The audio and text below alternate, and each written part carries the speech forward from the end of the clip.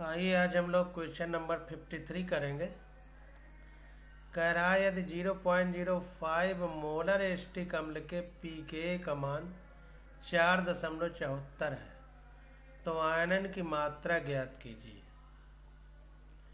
यदि इसे 0.01 molar 0.1 molar HCl विलयन में डाला जाए तो वियोजन की मात्रा किस प्रकार प्रभावित होगी,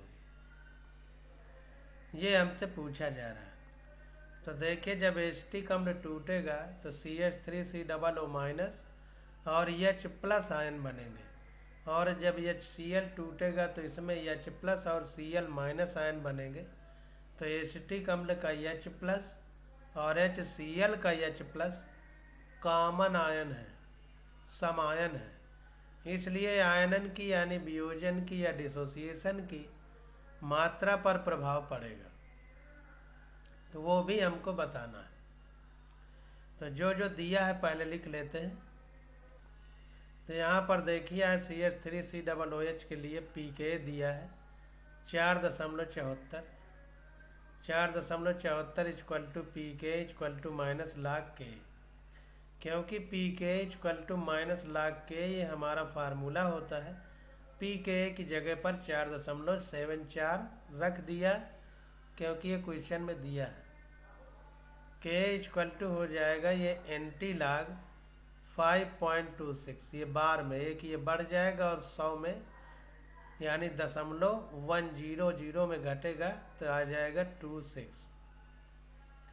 ऐसे ही हम लोग करते थे। ये जो है ये पावर में चला जाएगा माइनस के साथ, और ये इतना हो जाएगा 1.82। K आ गया हमारा। pKa दिया था तो हमने K निकाल लिया। K क्यों निकाला? क्योंकि एसिटिक अम्ल की जब वियोजन या आयनन की मात्रा निकालेंगे अल्फा तो उसका फार्मूला होता है √K/C। तो pKa से K निकालना जरूरी था, क्योंकि आगे K फार्मूले में ज़रूरत है। तो एसिटिक एसिड की मोलर कंसंट्रेशन 0.05 दिया है क्वेश्चन में। अल्फा इक्वल टू √K/C हमें पता है फार्मूला। तो ये हो गया √K, अभी हमने निकाला है 1.82 × 10⁻⁵ अपान मोलर कंसंट्रेशन 0.05। तो ये आ गया √3.64 × 10⁻⁴। तो अल्फा इक्वल टू हो गया 1.91 × 10⁻²। अल्फा की वैल्यू आ गई, यानी आयनन की मात्रा आयनन की कितनी मात्रा है अल्फा। अब देखिए क्या कह रहा है। कह रहा है अगर 0.01 मोलर सांद्रता पर अल्फा का मान कितना होगा, तो फिर वही फार्मूला लगा देंगे। Alpha equal to √K/C। K हमने निकाला है 1.82 × 10⁻⁵ अपान इतने की बजाय इतनी कंसंट्रेशन हो गई है तो इतने के बजाय इतना रख देंगे 0.01। साल किया आ गया 0.0427। अतः 0.01 मोलर सांद्रता पर अल्फा का मान कितना होगा? 0.047। अब हमसे कह रहा है कि 0.1 मोलर HCl विलयन में डाला जाए इसको एसिटिक अम्ल को, तो H+ पहले से मौजूद रहेगा, इसके टूटने में H+ और आ जाएगा, तो ये कॉमन आयन प्रभाव यहाँ पर हो जाएगा। तो जाहिर सी बात है कि आयनन या वियोजन की मात्रा घट जाएगी। देखते हैं आगे। तो देखिए 0.1 मोलर HCl के लिए अल्फा का मान, तो ये हो जाएगा √K/C। K हमारा ये दिया है 1.82 × 10⁻⁵, और 0.1 मोलर HCl दिया है तो ये रख दिया 0.1, तो ये हो जाएगा 1.35 × 10⁻⁻3। ये सॉल्व करने पे तो ये आ गया 0.00135।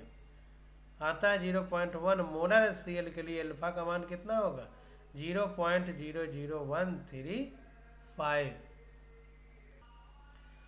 अब देखिए ये हिंदी वाली बुक में जो सॉल्यूशन दिया गया है इसको थोड़ा उतना डिटेल से नहीं दिया है, हालांकि फ़र्क ज़्यादा नहीं पड़ेगा, लेकिन समान प्रभाव नहीं दिखाया है।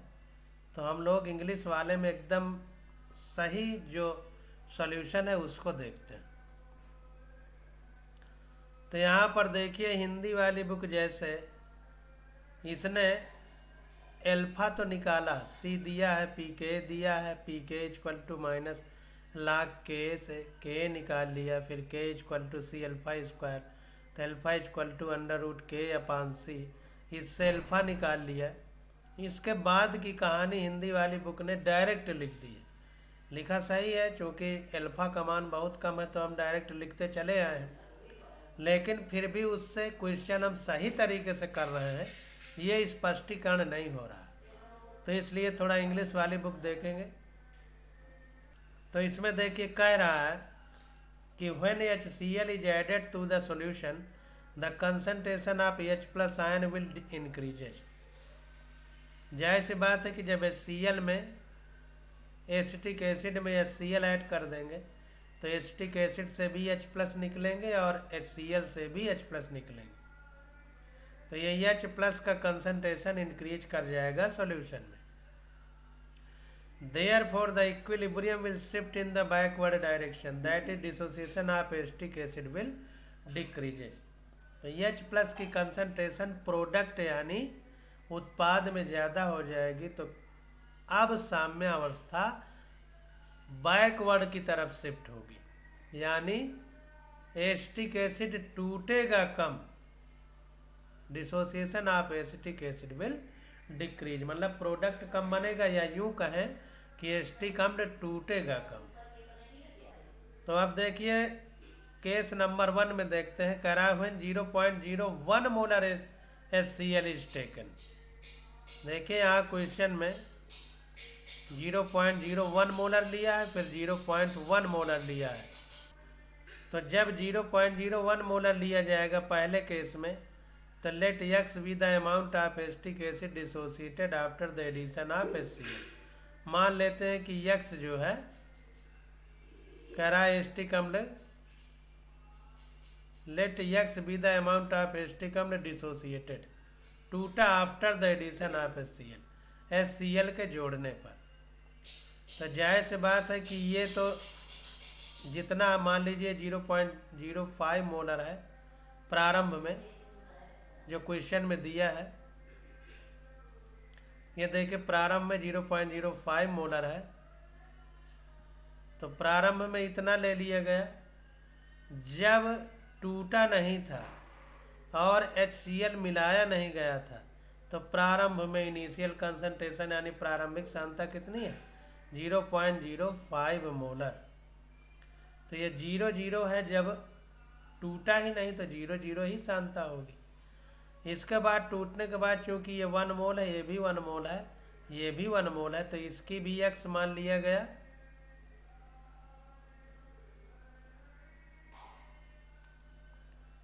ये भी X हो गया, और 1 मोल है तो ये भी X हो गया। लेकिन ये भी X हो गया, ये भी X हो गया, और ये बचा कितना X टूटने के बाद, इतने में X घटा देंगे तो ये बचा वाला निकल आएगा। तो 0.05 माइनस X आ गया। अब HCl 0.01 मोलर है, तो HCl जब टूटेगा तो H plus plus Cl minus में टूटेगा।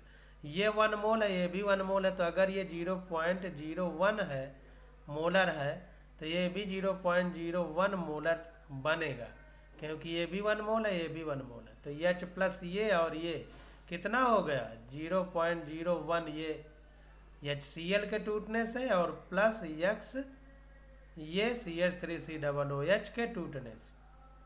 तो इतना हो गया H का कंसंट्रेशन, इसीलिए 0.01 प्लस X लिखा गया। लेकिन क्योंकि ये हमारा HCl की प्रेजेंस में CH3COOH इतना कम टूटेगा कि इस X को हम नगण्य मान सकते हैं, इसके CH3COOH के H प्लस को बहुत नकारात्मक मान सकते हैं। तो डायरेक्ट 0.01 रख सकते हैं, जैसा हिंदी वाली बुक में लिखा है और पीछे हम पढ़ते चले आए। तो कह रहा है as the dissociation of a very small amount of acetic acid will take place the values that is 0.05 minus X and 0.01 plus X can be taken at 0.05 and 0.01 respectively. तो ये कह रहा है इंग्लिश में कि जैसा कि हमें पता है कि इस H प्लस HCl वाले की प्रेजेंस की वजह से कॉमन आयन प्रभाव हो जाएगा, तो इधर H प्लस की सांद्रता बढ़ जाएगी, तो CH3COOH बहुत कम टूटेगा, तो ये X की वैल्यू बहुत कम हो जाएगी। यानी CH3COOH से जो टूट करके H प्लस बन रहे हैं उनकी सांद्रता बहुत कम हो जाएगी, अतः X को नगण्य मान सकते हैं, नेग्लेक्ट कर सकते हैं। तो जाहिर सी बात है H प्लस की कंसंट्रेशन 0.01 लिखेंगे और CH3COOH की कंसंट्रेशन 0.05 लिखेंगे, जैसा यहाँ बता रहा कि X को हटा देंगे। तो अब देखिए K की वैल्यू यहाँ नीचे निकाल रहा है, तो K equal to product upon reactant, तो प्रोडक्ट में CH3COO माइनस आयन है, H प्लस है अपॉन CH3COOH, तो K इक्वल टू 0.01 सांद्रता और H प्लस की X अपॉन 0.05, ये 0.05 माइनस एक्स में X को नगण्य कर दिया। तो ये आ गया X की वैल्यू सॉल्व करने पे ये K की वैल्यू रखेंगे तो आ जाएगा 1.82 इंटू 10⁻³ इंटू 0.05 मोलर। ये X की वैल्यू आ गई निकालने पर। अब एल्फा बराबर होता है amount of acetic acid dissociated upon amount of acid present. तो हमको पता है कम बटे ज़्यादा, हमने आपको बताया था कि कम ऊपर रहेगा ज़्यादा नीचे, तो जितना टूटा टूटने वाला कम है और जो प्रारंभिक मात्रा है वो ज़्यादा है, तो ये कम है यानी जो टूटा है X की वैल्यू वो है, तो 1.82 इंटू 10⁻³ इंटू 0.05 अपॉन 0.05, तो ये आ गया 1.82 इंटू 10⁻³ ये अल्फा की वैल्यू है, अल्फा आ गया। ये हमने X अमाउंट निकाल लिया, कितना डिसोसिएट होगा जब HCl प्रेजेंस होगा तब। आप देखिए दूसरे केस में जब HCl का 0.1 मोलर जोड़ा जाएगा तब क्या होगा। अब X की जगह 0.01 की जगह 0.1 जुड़ेगा, उसी प्रकार से जैसे यहाँ पर है, यहाँ पर ये 0.01 की जगह 0.1 हो जाएगा। ये तो वही रहेगा प्रारंभिक जो है 0.05 में, ये X घटेगा एसिटिक एसिड वाला, ये तो वही रहेगा, केवल यहाँ चेंज होगा क्योंकि अब HCl का कंसंट्रेशन 0.01 से 0.1 कर दिया गया है, तो अब H प्लस भी 0.01 के स्थान पर 0.1 हो जाएंगे। तो यहाँ पर देखिए 0.1 हो गया, ये तो वही है, तो इसको लगभग लिख देंगे 0.05, ये X ही रहेगा और ये 0.01 की जगह 0.1 प्लस एक्स हो गया। और X की मात्रा बहुत कम है, टूटने वाले की मात्रा, क्योंकि कॉमन आयन जब हो जाएंगे तो और कम टूटेगा, तो ये H प्लस जो CH3COO माइनस से प्राप्त होंगे वो X है, और जब H प्लस HCl का डाल दिया जाएगा, HCl के H प्लस जब आ जाएंगे तो ये 0.1 प्लस जो X है तो ये बहुत कम टूटेगा, टूट करके CH3COO माइनस बनेगा, तो X की वैल्यू हम बहुत कम मान के छोड़ देंगे, तो 0.1 मोलर ही H प्लस की सांद्रता हो जाएगी। अब K इक्वल टू हो जाएगा प्रोडक्ट अपॉन रिएक्टेंट, तो प्रोडक्ट हमारा 0.1 है, कंसंट्रेशन CH3COO माइनस की CH3COO माइनस की X है और H प्लस की 0.1 है, उल्टा लिख दिया है, तो K इक्वल टू हो जाएगा 0.1 इंटू X अपॉन ये CH3COOH दे दिया है 0.05, तो ये आ गया X बराबर 1.82 इंटू 10⁻5 इंटू 0.05 अपॉन 0.1। सारी वैल्यू रख दिया हमने, X इधर ले आए, K की वैल्यू रख दिया, तो X आ गया 1.82 इंटू 10⁻4 इंटू 0.05 मोलर। तो देखिए कह रहा है नाउ एल्फा बराबर अब क्या होगा, वही प्रोडक्ट के डिसोसिएशन के अमाउंट अपान जितना इनिशियल अमाउंट है, टूटी हुई मात्रा बटे प्रारंभिक मात्रा।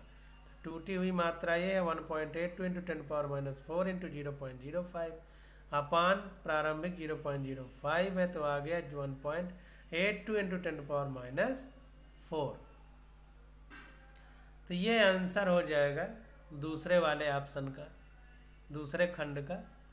तो इस प्रकार से हम लोग क्वेश्चन करेंगे। हिंदी वाले में थोड़ा सा जल्दबाजी करके स्पष्ट नहीं किया है कि क्यों हमने रखा है, यहाँ सीधा सीधा निकाल दिया है।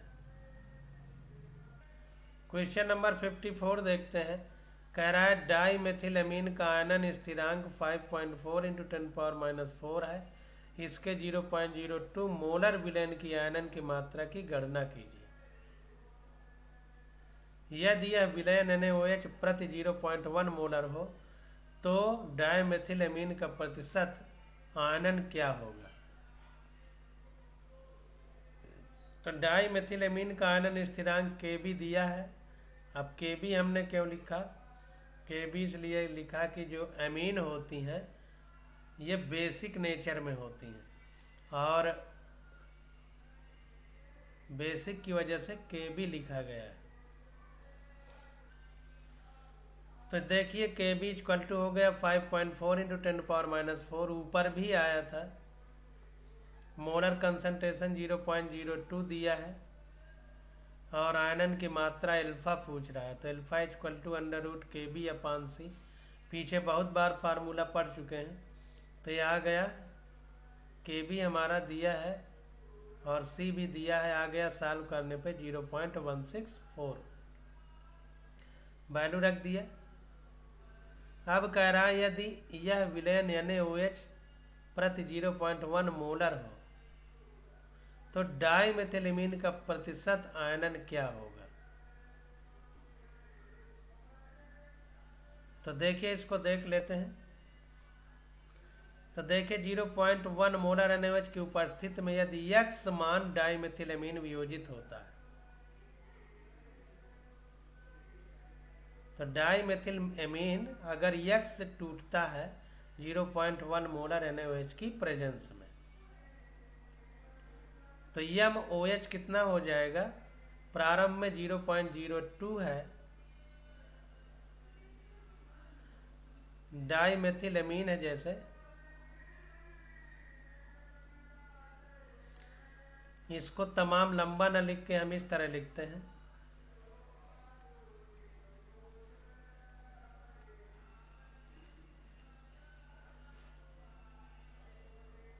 इस प्रकार से तो प्रारंभ में 0.02 है, प्रारंभ में जब टूटा ही नहीं तो 0.0,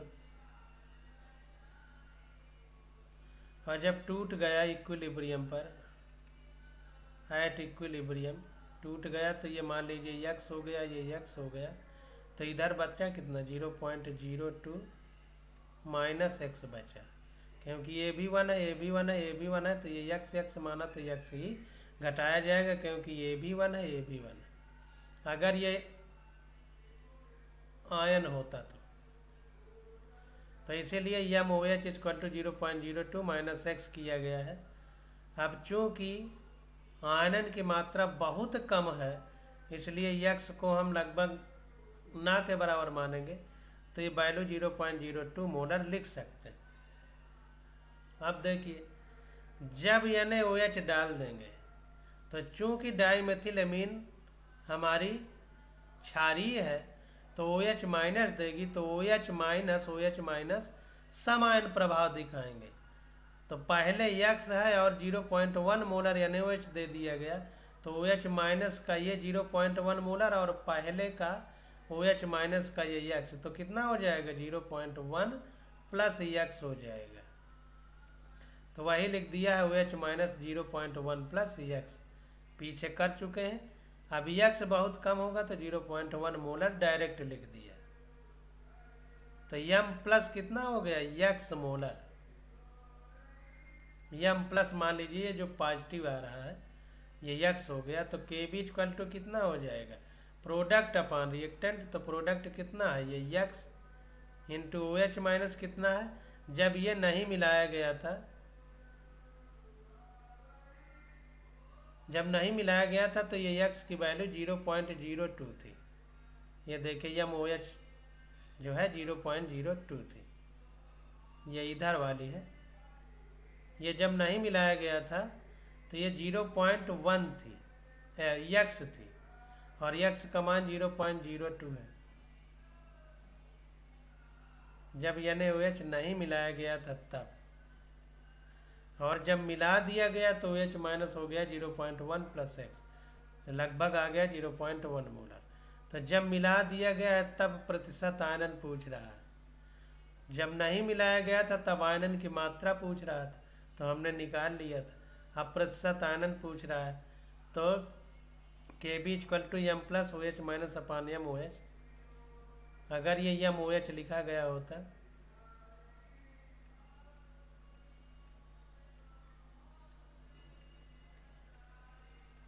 इसको एम प्लस मानिए, इसको ओ एच माइनस मानिए तो ये ओ एच माइनस की ये हो जाएगी।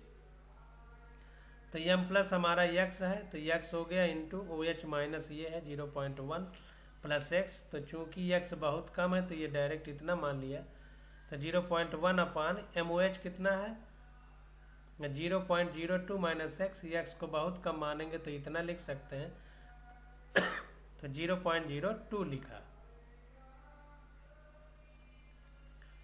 तो देखिए सॉल्व करने पर Kb की वैल्यू आ गई 5.4 इंटू 10 पावर माइनस 4, 10 है ये। Kb की वैल्यू यहाँ रखा है, अभी सॉल्व नहीं किया। Kb की वैल्यू इतना क्वेश्चन में दिया है, तो जब ये रख के सॉल्व किया तो x की वैल्यू आ गई 1.08 इंटू 10 पावर माइनस 4 मोलर, ये x की वैल्यू आ गई। अब एल्फा इक्वल टू टूटी हुई मात्रा बटे प्रारंभिक मात्रा का सांद्रता, तो टूटने वाले की सांद्रता 1.08 इंटू 10 पावर माइनस 4 अपान प्रारंभिक कितनी है 0.02, इतना लिया गया। तो यहाँ पर 0.02 रख दिया तो आ गया 0.0054। अतः डाई मेथिल एमीन का प्रतिशत आयनन कितना हो गया 0.0054, ये आ गया।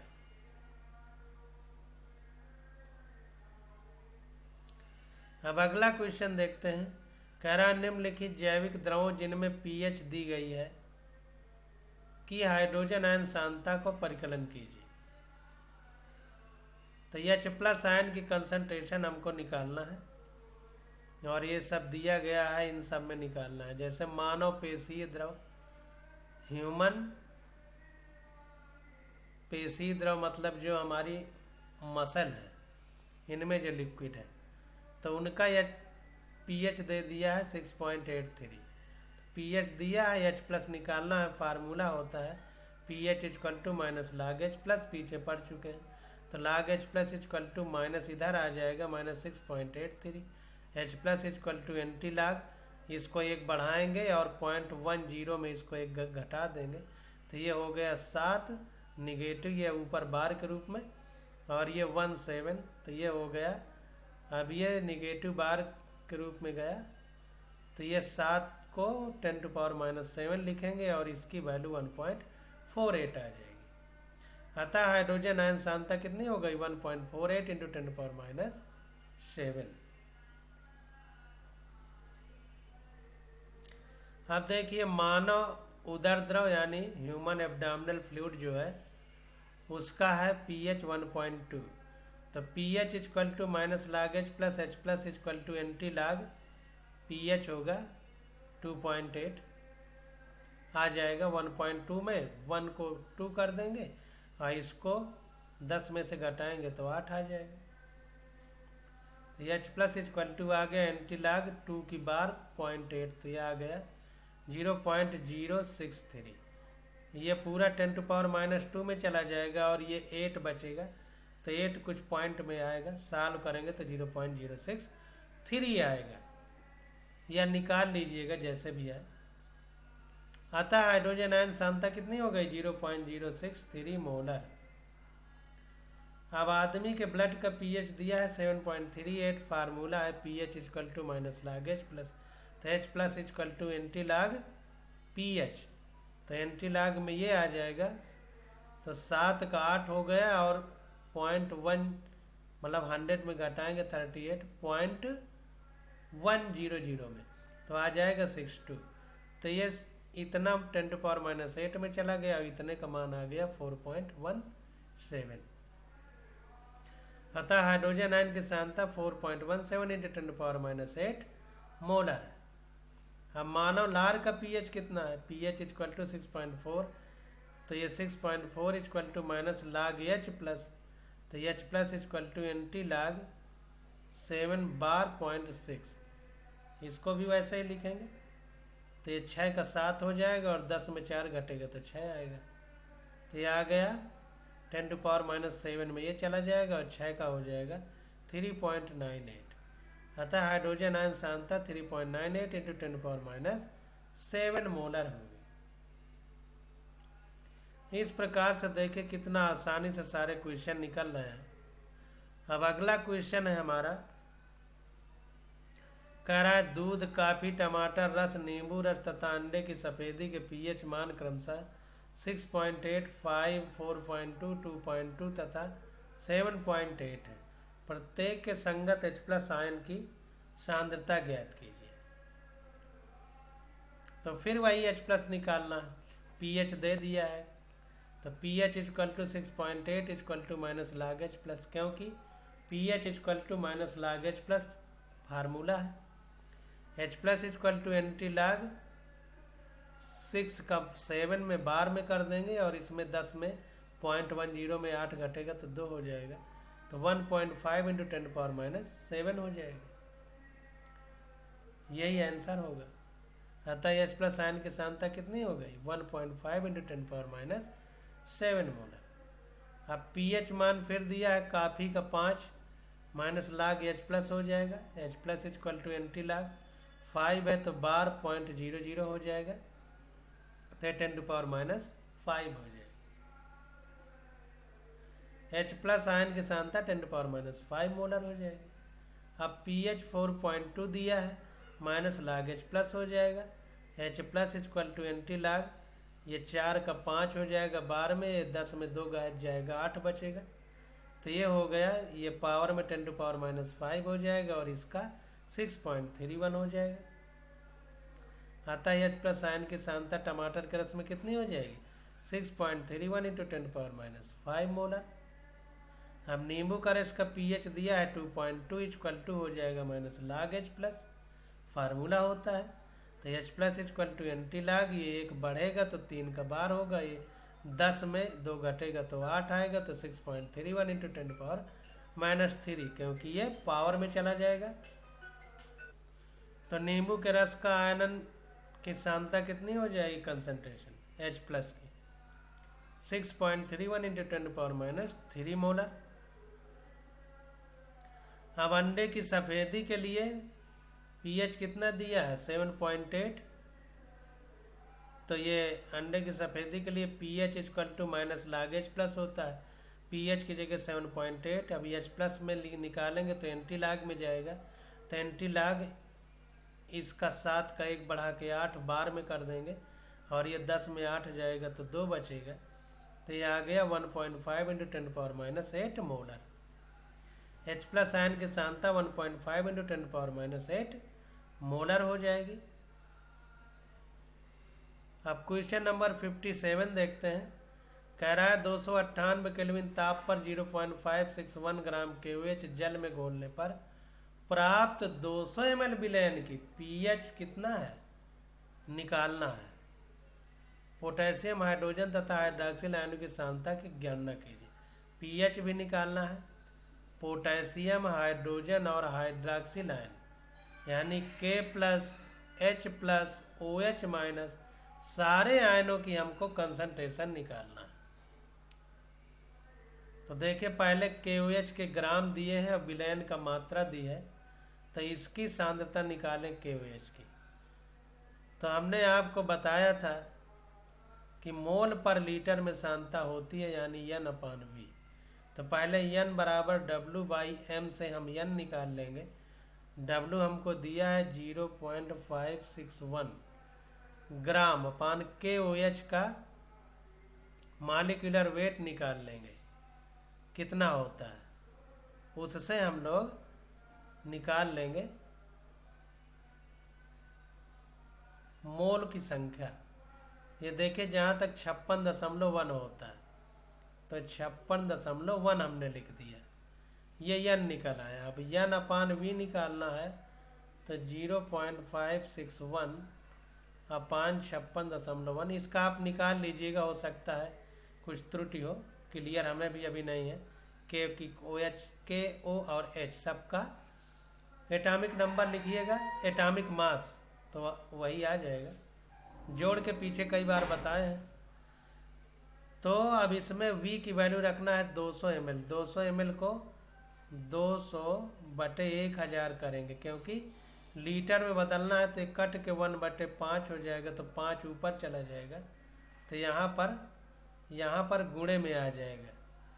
तो N/V हो जाएगा हमारा 0.561 गुणे 5/56.1। ये देखिए ये भी यहीं पर 5 आ जाएगा, सही निकाला हम लोगों ने। तो ये आ जाएगा 0.05 मोलर, ये जो अभी हमने निकाला। तो ये KOH की सांद्रता आ गई। आप देखिए KOH की निकल आई तो K प्लस OH माइनस की निकाल लेंगे, तो KOH टूटेगा तो K प्लस और OH माइनस बनेगा।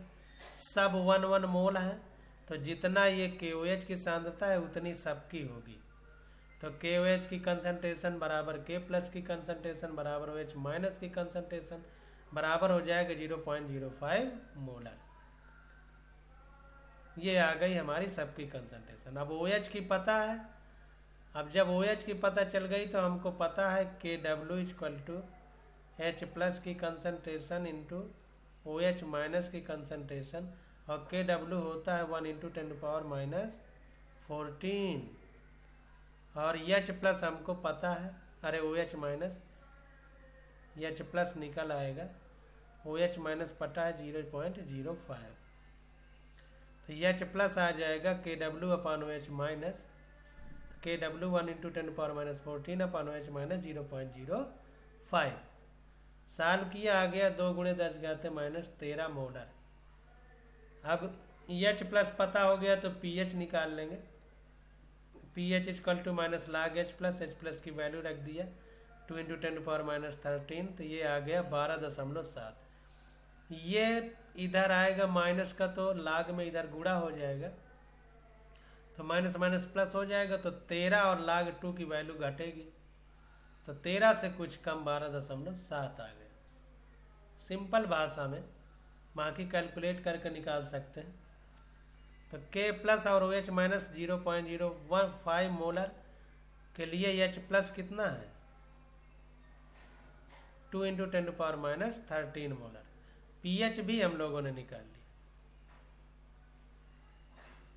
तो K प्लस निकल आया, OH माइनस निकल आया और pH निकल आया। यही 3 चीज पूछ रहा है। K प्लस की कंसंट्रेशन देखिए इतनी ही होगी, सब लिखा है। अगला क्वेश्चन देखते हैं।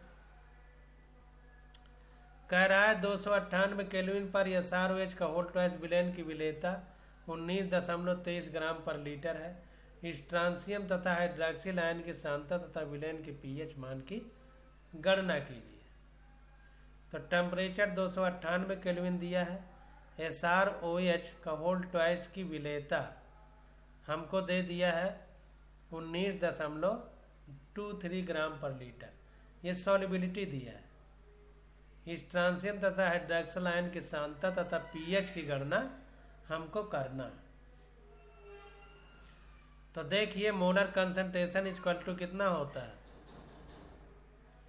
अब देखिए विलेयता ग्राम प्रति लीटर में है, ग्राम प्रति लीटर में है। इसका मतलब ये है N/V हमारा मोल पर लीटर में लिखते थे हम लोग, मोलर सांद्रता। तब ये ग्राम प्रति लीटर में है, तो ग्राम में से जो ये यन है इसको, ये ग्राम प्रति लीटर में हमें यन में बदलना है मोल में।